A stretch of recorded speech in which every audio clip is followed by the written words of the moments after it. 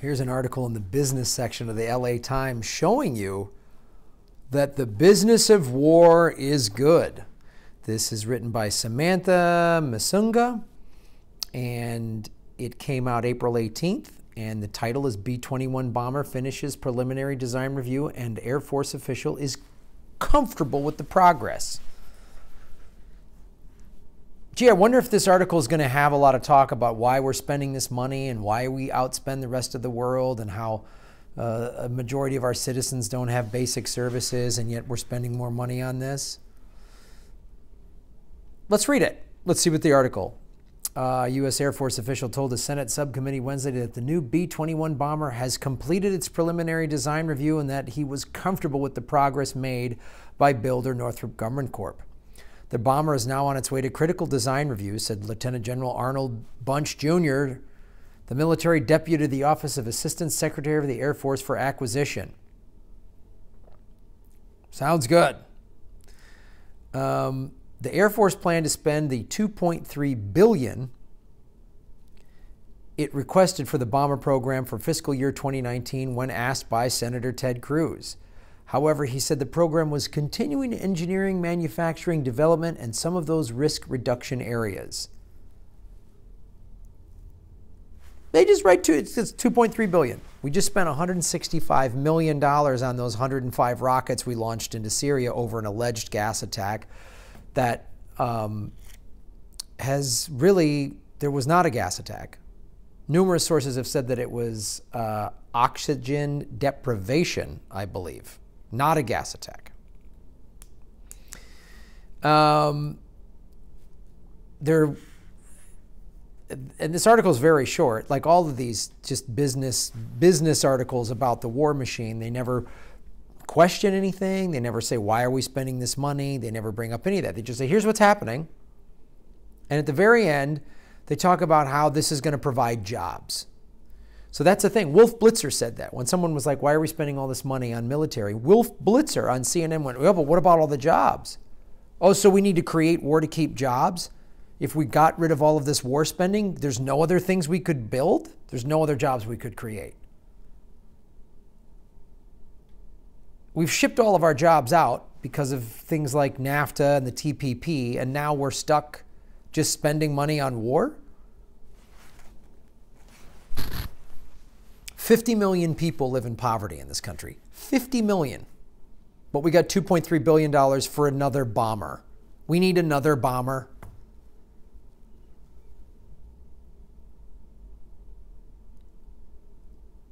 Northrop Grumman, which won the bomber contract in 2015, I'm sure they did that honorably. I'm sure they didn't just buy off a bunch of generals and Pentagon people. No, I'm sure they fair competition. Is building aircraft at its plant in Palmdale. This plant also churns out the Global Hawk high-altitude surveillance drone for the Air Force, the closely related Triton drone for the Navy, and the center fuselage for the F-35 Joint Strike Fighter. The defense giant has been hiring at a rapid pace in Palmdale and expects to have 5,200 employees at the site by late 2019. We could employ a bunch of people building green energy. We could be building pipelines for water, not for oil. There's a bunch of things we could be doing.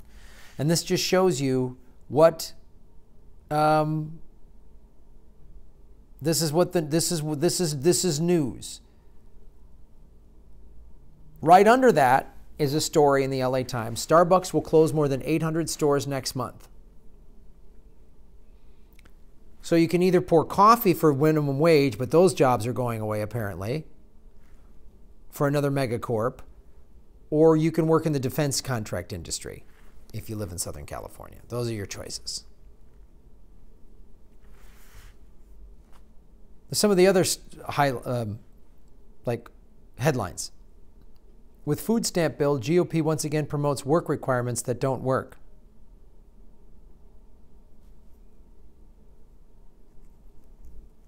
It's like Time Warner CEO Jeff Bezos calls government antitrust allegations ridiculous. It's nuts. This is the business section of the Los Angeles Times on their online, their site, their website.